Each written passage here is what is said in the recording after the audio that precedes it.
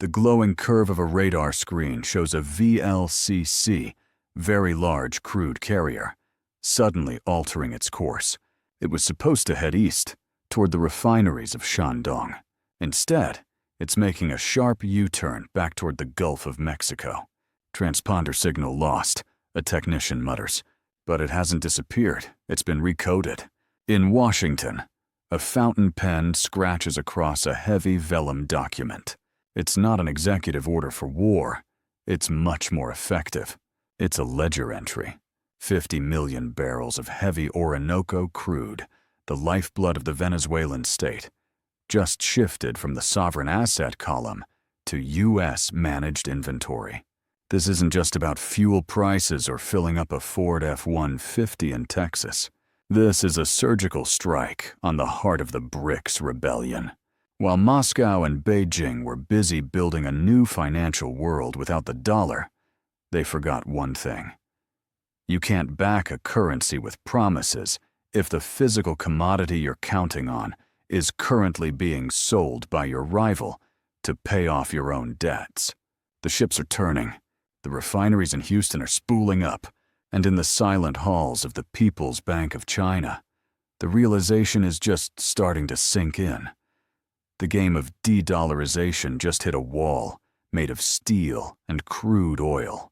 At the docks of Puerto La Cruz, the tropical heat is usually thick with the scent of salt and the heavy, sulfurous aroma of Orinoco crude. But today, something is different. There are no camouflage uniforms patrolling the loading bays. There are no revolutionary banners fluttering in the wind. Instead, you see men in crisp white shirts and tactical sunglasses carrying encrypted laptops. They aren't soldiers. They are supervisors from the United States Treasury and private energy consultants. This is the first time in history a foreign power has effectively taken over the logistics of a sovereign OPEC nation's primary resource without firing a single shot. It looks like an administrative handover, but the data tells a much more violent story of financial liquidation. The paradox hits you the moment you look at the global energy map. The United States is currently the world's largest oil producer, pumping record-breaking volumes from the Permian Basin. Why would an energy-independent superpower risk the diplomatic fallout of seizing management over a collapsing state's oil? Why would Washington care about 30 to 50 million barrels of heavy, difficult-to-refine sludge from a country they have sanctioned for years? The official narrative says this is about stabilizing the region and ensuring Venezuela pays its debts to both the U.S. and its own people. But governments don't move this fast, and this decisively for humanitarian reasons. They move this way when there is a systemic threat to their dominance. Venezuela sits on the world's largest proven oil reserves. For decades, this was their shield. Now, it has become their cage. The Trump administration's declaration that they will take 50 million barrels to sell at market price is being framed as a mutual benefit. They say it will clear the books and bring cash to a starving economy. But look at the fine print in the PDVSA debt filings. These 50 million barrels aren't a surplus. They are a penalty. This is a forced margin call on a national scale. The U.S. isn't just selling the oil. They are controlling who gets to buy it, when it ships, and which bank account the proceeds land in. For the first time, a major oil producer has been turned into a subcontracted refinery for the dollar system. This brings us to a reality most people aren't ready to face. The information I'm about to touch here isn't for the casual viewer who wants to hear that everything is fine. Most people want the comfort of a simple headline. But the world is becoming a place where only those who can see the invisible threads of power will survive the coming shifts. If you are looking for the truth behind the curtain and want to join a small group of people who refuse to be blinded by the surface-level noise, you belong with us. This investigation is far from over, and to understand how these pieces fit together, you need to stay tuned as we dig deeper into the files the mainstream refuses to touch. The silence from the rest of the world is what should keep you awake at night. OPEC, the cartel that once brought the West to its knees in 1973, is strangely quiet. Usually, any interference in a member's sovereignty would trigger an emergency meeting in Vienna. But the 2025 and 2026 production quotas show something startling. While the U.S. moves in on Caracas, the rest of OPEC is standing back. It is as if they have been given a choice. Stay quiet and keep your own market share, or speak up and face the same administrative seizure. The geopolitical gravity of the world is shifting. By taking control of the physical flow of Venezuelan oil, the U.S. is solving two problems at once. First, they are providing their own Gulf Coast refineries with the specific type of heavy crude they were built to process, which lowers domestic fuel costs just in time to manipulate inflation data. Second, they are cutting off the oxygen to the BRICS alliance. Russia and China have spent billions in loans to Venezuela, expecting to be paid back in oil. Now, the U.S. is standing at the gate, telling the world that the oil is no longer available for debt swaps with Beijing. This isn't a trade deal. It is a blockade disguised as a management contract. We are seeing the birth of Petrodollar 2.0, where the currency isn't just backed by the promise of trade, but by the direct, physical possession of the competitor's inventory. The implications for your bank account are massive. If the U.S. can successfully redirect this oil away from the East and back into the dollar-denominated loop, they can effectively postpone the collapse of the dollar's purchasing power. But at what cost? We are looking at a world where the lines between a central bank and a commodity broker have completely disappeared. As the first tankers begin to move north toward Texas instead of east toward Shandong, a new question emerges that no one in Washington wants to answer. If this simulation of control works in Venezuela, which country is next on the list for administrative management? To find that answer, we have to look at the secret route these barrels are about to take, and what happens when the first Chinese tanker is told its contract is no longer valid.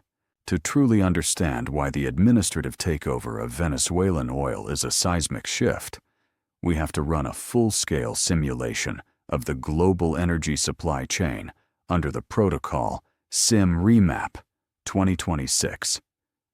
This is not just a prediction. It is a mathematical model of what happens when the world's largest reserve of crude oil is suddenly ripped out of one orbit and forced into another. In this simulation, the first variable we adjust is the flow of the eastbound blockade.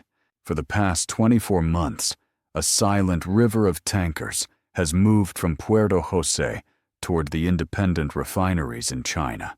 This was the debt for oil mechanism, a clever accounting trick that allowed Caracas to pay back billions in Chinese loans without a single dollar ever touching a Western bank.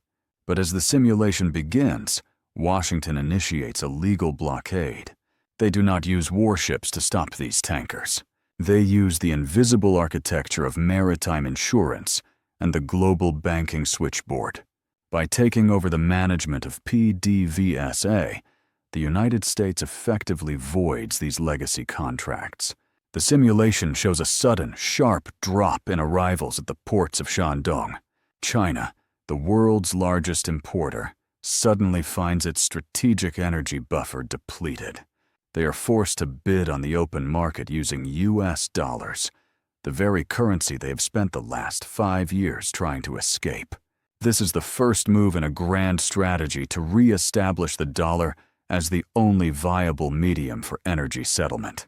As we move to the second stage of the simulation, we look at the Gulf Coast of the United States. There is a common misconception that because the U.S. is a top producer of shale oil, it does not need foreign crude. This is a fundamental misunderstanding of chemical engineering. American shale is light and sweet, but the massive refinery complexes in Texas and Louisiana were built to process heavy, sour sludge. They are like massive, high-tech furnaces that require a specific type of fuel to run efficiently. For years, these refineries have been starving or paying massive premiums for heavy crude from distant sources. This is what we call the refiner's addiction. Under Sim Remap 2026, the simulation shows these 30 to 50 million barrels of Venezuelan Marais crude flooding into the Houston Ship Channel. The impact is immediate. The cracking spread, which is the profit margin for turning oil into gasoline, narrows significantly. This lowers the cost of production for diesel and jet fuel. In the simulation, this leads to a direct cooling of the consumer price index back in the States. By seizing control of this oil, Washington has essentially found a way to subsidize its own economy and lower inflation without raising interest rates or printing more money. They are exporting their inflation directly to their geopolitical rivals while keeping the lights on at home. The third variable in our model is the dollar re-anchoring across the South American continent. Imagine you are the finance minister of a neighboring country like Brazil or Argentina. You have been flirting with the idea of using the Chinese yuan or a new regional currency for trade. But now, the largest oil supplier in your backyard is managed by the US Treasury. If you want the fuel to keep your trucks moving and your factories running, you have to play by the new rules. You have to use the escrow accounts controlled by American banks. The simulation shows a massive recrystallization of dollar demand across the Southern Hemisphere. It is a gravitational pull that forces these nations back into the orbit of the greenback. The US is not just selling oil. They are selling a return to the Petrodollar system under a more aggressive and direct management style. This is the ultimate weapon against the de-dollarization movement, because it proves that gold and local currencies are useless if you cannot use them to buy the one thing every economy needs to survive, which is energy. In the final stage of Sim Remap 2026, we observe the leverage.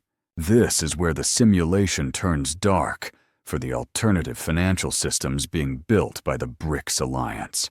Russia and China have been developing a digital bridge for trade that bypasses the dollar entirely. But this bridge requires a physical commodity anchor to have value. If the United States controls the marginal barrel of oil in the Western Hemisphere, they control the marginal price of energy for the entire world. The simulation shows the value of these alternative trade tokens collapsing because they lack the liquidity of a dollar backed by physical Venezuelan crude. We are witnessing a surgical strike on the heart of the rebellion. The United States is demonstrating that it can still reach out and grab the physical assets that underpin the global economy. This is not about a temporary price drop at the gas station. This is about the survival of the dollar as the world's reserve currency for the next century. The simulation reaches a point of convergence where the variables are no longer speculative. When you control the inventory of your enemy, you control their future. This is the mathematical inevitability of the current situation. The US has moved past the era of mere sanctions and into the era of direct resource management. As the data points align, we see that the BRICS alliance has been lured into a trap where they have overextended their credit to a nation that is no longer in control of its own bank account. This raises a disturbing question about the nature of sovereignty in a world where debts are collected not in cash, but in the very molecules that power your civilization. The simulation is clear, but as the first shipments arrive in the Gulf of Mexico, we find a discrepancy in the transit logs that suggests someone else was expecting a cut of these 50 million barrels. To see who is really holding the short end of this stick, we have to look closer at the specific cargo manifests and the hidden identities of the buyers waiting on the other side of the Atlantic. To validate the Sim Remap 2026 simulation, we need to dive into the raw hexadecimal code of the global oil market. This is the technical layer where the math of the administrative takeover becomes undeniable. We are looking directly at the price spread between West Texas Intermediate and Venezuelan heavy crude. In our simulation, we input the real-time data streams from Argus and Platts, the two primary agencies that dictate the global standard for physical oil pricing. Historically, Venezuelan crude, like the Mare blend, has traded at a significant discount to WTI because it is difficult to process and carries a massive risk premium due to sanctions. But watch the terminal as we adjust the management variable. Before this takeover, the discount was nearly $30 per barrel because of the chaos in Caracas. Now, with the U.S. Treasury effectively acting as the shipping clerk and logistics manager, that risk premium has vanished for the buyers. Yet, the discount remains. This creates a massive arbitrage window that the simulation highlights in bright red. If the U.S. manages the sale of 50 million barrels at a price based on WTI minus a controlled discount, they are essentially capturing a spread of nearly $15 to $20 per barrel of pure efficiency. For the target volume, that is a billion-dollar windfall that never appears on a traditional government budget. It is a ghost profit generated by the direct administrative control of a sovereign asset. Stop here for a second because the data is forcing us into a binary choice. One side of the logic suggests that this is the only way to save the Venezuelan people from a total economic blackout by integrating their only asset into a stable, managed system. The other side of the logic sees this as a new form of financial colonization, where a country's lifeblood is siphoned off to pay debts to foreign entities without a single vote from the citizens. I want you to pick a side in the comments right now. Is this a necessary humanitarian rescue of a failing energy state? Or is it a predatory takeover of a national treasury disguised as management? Tell me which logic you follow and what you think happens to the idea of a sovereign nation if this becomes the new global standard for collecting debt. I am reading every perspective because in a simulation this complex, the instinct of the observers is often the first signal of a coming system failure. Now, let us look at the financial plumbing of this operation through the lens of Sim Remap 2026. The simulation moves from the loading docks to the banking servers in New York. The money from these oil sales does not go to the central bank in Caracas. Instead, it is routed into an escrow account. In our model, we call this the financial cage. An escrow account is a third-party holding pen where funds are locked until specific conditions are met.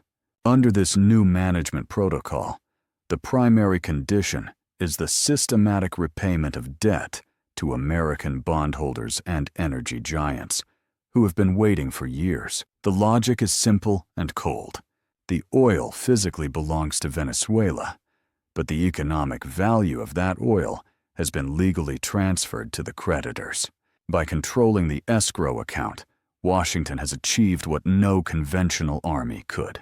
They have seized the revenue stream of a nation while maintaining the legal facade of a standard commercial transaction. This is the ultimate technical kill switch for the BRICS alternative. Russia and China are left holding worthless paper, I owe us, from the old regime, while the actual physical cash flows through the New York Fed. We then look at the commitment of traders report and the Cushing inventory levels to see the ripple effect. As the simulation processes the influx of these 50 million barrels, we see a massive shift in commercial positioning. The large energy majors are moving from long to short on the news of guaranteed supply, but the underlying physical demand from the Gulf refineries is absorbing every drop as soon as it hits the coast. The math shows a total rebalancing of the Western Hemisphere's energy deficit. The simulation confirms that by managing this specific source of oil, the United States has created a permanent hedge against any future production cuts from the Middle East. They no longer need to negotiate with Riyadh or wait for OPEC meetings when they can simply dial up or down the production in the Orinoco Basin through an administrative decree. This is not just a trade. It is the implementation of a new operating system for global commodities, where the distinction between a state and a private corporation has been completely deleted. This is where the logic of the simulation becomes truly haunting. We are seeing the birth of a world where a country's resources can be managed like a bankrupt subsidiary of a larger parent company. In this case, the parent company is the dollar system. The technical deep dive proves that the US is not interested in the price of oil as much as they are interested in the control of the inventory. If you control the inventory, you control the inflation rate of your own currency. If you control the inflation rate, you control the world. But as we reach the edge of this technical dive, the simulation hits an unexpected wall. There is a missing piece in the global ledger.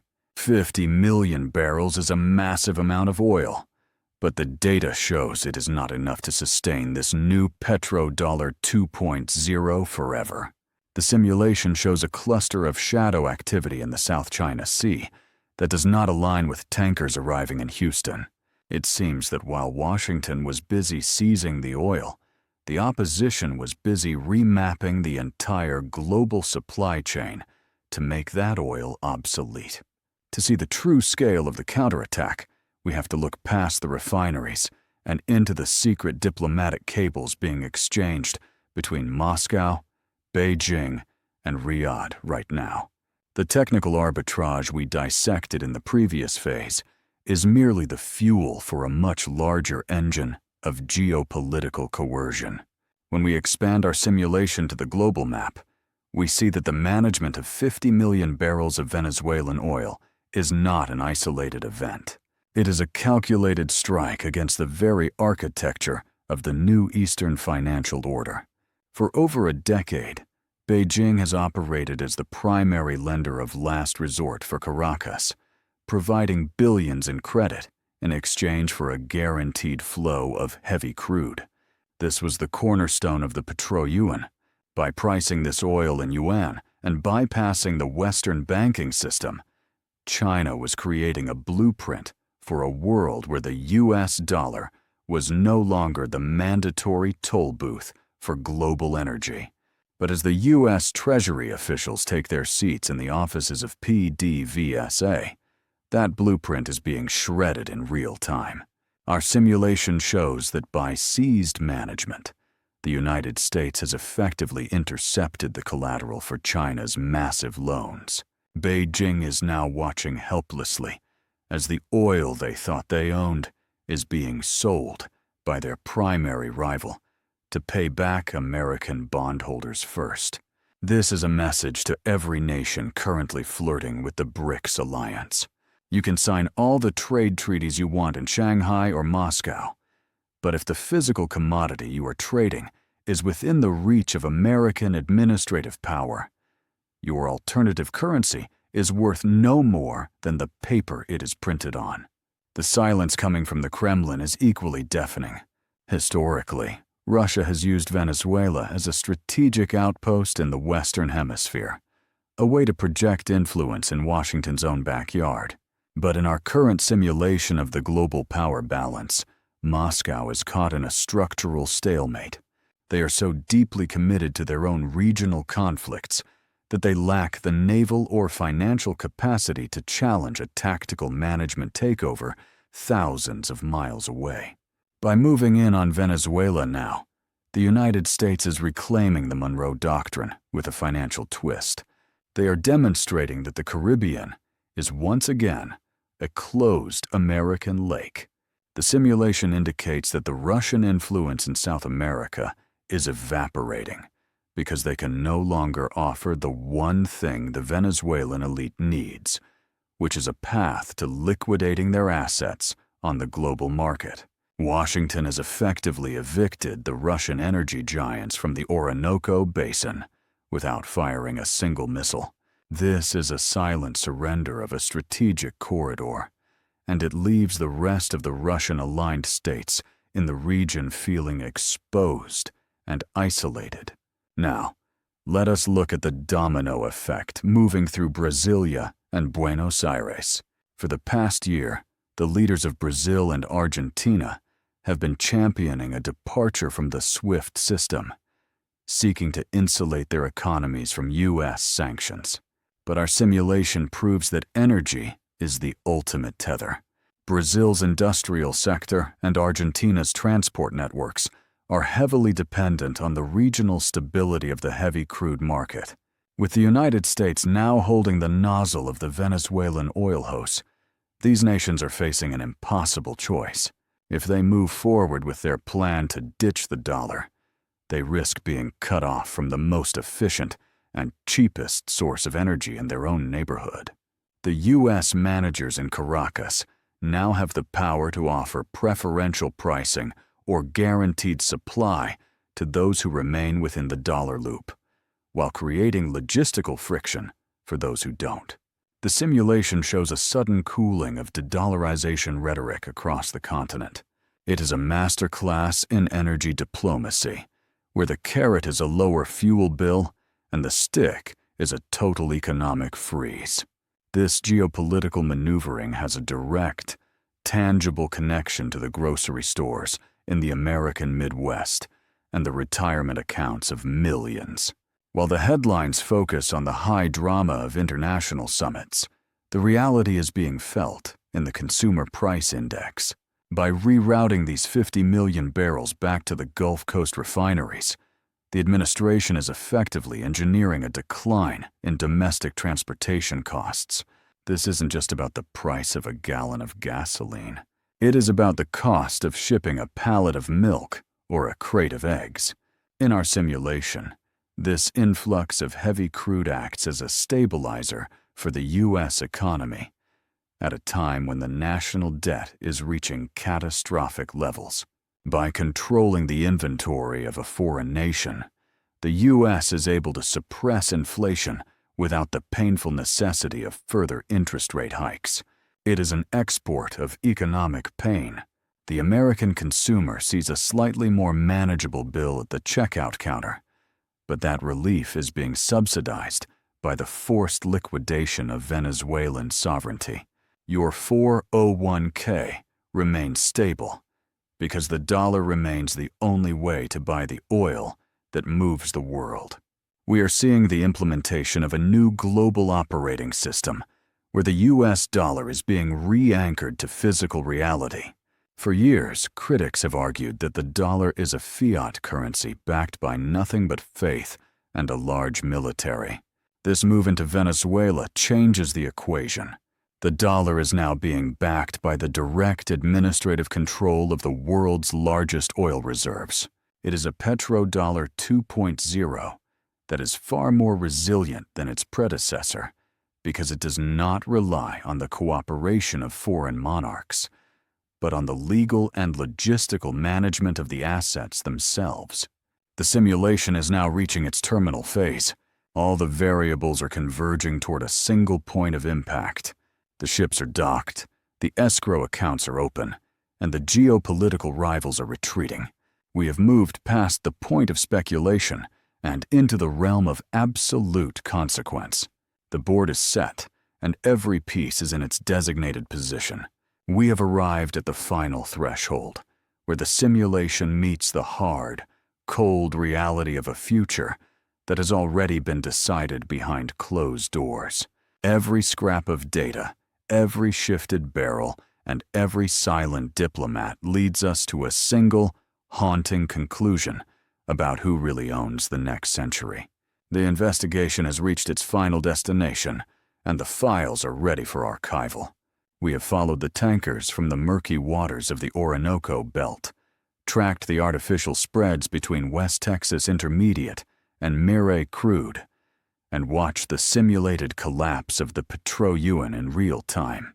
What we are witnessing is not a random act of diplomacy or a standard trade agreement. It is the tactical execution of a grand strategy that redraws the lines of global power without a single declaration of war. We have documented a logistical siege that renders traditional military conquest obsolete in the modern age. In the 20th century, nations were occupied with soldiers and tanks. In this 21st century, nations are occupied by accountants, logistical supervisors, and escrow managers. The United States has demonstrated that it does not need to occupy Venezuela to control its destiny. It only needs to occupy its invoices and the transponders of the ships that carry its primary resource. This is the definitive terminal lock on the South American energy corridor. This is a move on the global chessboard that effectively neutralizes the de-dollarization efforts of the BRICS alliance within the Western Hemisphere. While Moscow and Beijing were building a financial fortress out of gold and local currency swaps, Washington simply walked through the back door and seized the physical collateral. When you control the management of the energy that your rivals need to fuel their industry, you no longer need to worry about what currency they prefer to use. Eventually, they must return to the table to negotiate for the actual physical barrels, and they must do so on the terms set by the manager. We are seeing the birth of Petrodollar 2.0, a defensive evolution of the global financial system. This new version is far more aggressive because it is no longer based on the fragile cooperation of foreign monarchs or the stability of democratic regimes. It is based on the cold and direct management of the inventory itself. The old system is evolving to protect itself by latching onto physical entities that cannot be duplicated or replaced by a digital token. The strategy is clear. By controlling the flow of Venezuelan oil, the U.S. has created a permanent hedge against inflation and a tactical weapon against its competitors. Do not be distracted by the green and red flickering lights on the stock market screens. Those are merely the shadows on the wall of the cave. The true reality is moving through the Houston Ship Channel and the deep water ports of the Caribbean. These tankers are the real markers of wealth and power. Every barrel that is diverted from the east back to the Gulf Coast refineries is a victory for the dollar and a setback for the alternative financial order. The simulation shows that this administrative sovereignty is a far more efficient tool than sanctions or kinetic warfare. It is quiet, it is legal, and it is absolute.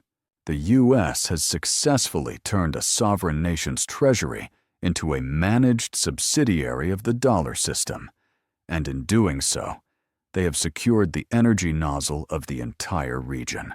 This brings us to the most uncomfortable realization of our investigation. The concept of national sovereignty is being replaced by the reality of administrative management. If a country cannot manage its debts, the system will now step in and manage its resources for it. This sets a dangerous precedent for every nation currently struggling with the weight of dollar-denominated debt. We are entering an era where the lines between a central bank and a commodity broker have vanished. The world does not run on promises or political speeches. It runs on molecules of energy that are controlled by hands cold enough to prioritize a ledger entry over a national border. The grand strategy we have uncovered suggests that this is only the first step. Venezuela is the testing ground for a new type of global governance, where the creditors are the ones who decide which ships sail and which ports remain empty. If you are still listening, you are now part of a very small and very lonely minority. The truth of how this world actually functions is a heavy and isolating companion. Most people will continue to watch the news and believe the simple stories of political rivalry and humanitarian aid. They will never look at the shipping manifests or the escrow account filings. But you have chosen to look behind the curtain.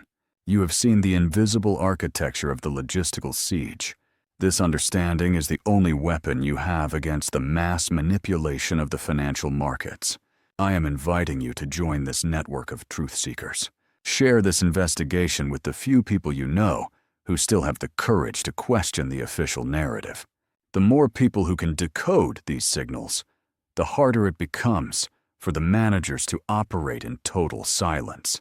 We are building a community of those who refuse to be blinded by the surface-level noise. The system we have analyzed today is not going to stop. It will continue to evolve and seek out the next source of physical collateral to back its fading currency. We will be here to track every move on the board and every redirected shipment. Our series of investigations will only grow more urgent as the global debt crisis reaches its inevitable conclusion. Understanding these tactical shifts is not about speculating on price. It is about protecting your reality and the future of your family from a system that views you as just another entry in a global ledger. In this game of power, there are no winners and no losers. There are only those who hold the remote control and those who are forced to pay the bill for their own ignorance. The ships are moving, the accounts are being settled, and the future is being managed.